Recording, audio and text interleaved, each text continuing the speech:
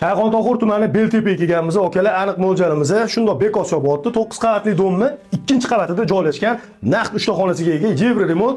Akalar, bu xonadonimiz narxiga sirasi qiziqishingiz mumkin. Videoni oxirigacha ko'rib tursanglar, narxini ham aytib ketaman.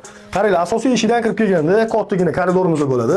Remontlarga o'ziga bitta baho berib qo'yinglar. Eshiklari, aboylari ideal holatda turibdi. To'g'ri, mana bunaqa joylari bor, sekin to'g'rilab olsa bo'ladi. Chap tarafga shkofga joy tashlab ketilgan. Birma-bir xonalarni tanishtirishda davom etamiz. Bu yoq tarafimizda родительский spalni tashqariga qaragan derazasi bor.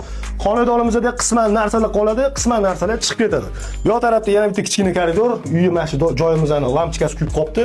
Bu yoq tarafda yuvinish xonamiz bo'ladi, razdelniy holatda. Bu yoqda yana bitta родительский spalni, детский xona qo'rg'ili bo'ladi. Huzuringizni ko'rsata olmayman, sababi ayollar bor ekan. Asosiy eshikdan to'g'ri kirganimizda bu mehmonxonamiz bo'ladi. Ko'rishingiz mumkin, kattagina razmerda, lyustralari, aboylari ideal holatda, konditsionerlari ham bor. Bu yoq tarafimizda hojatxonamiz bo'ladi va oshxonamiz, zavodskoy oshxona o'zi mana bu yerda bo'lgan.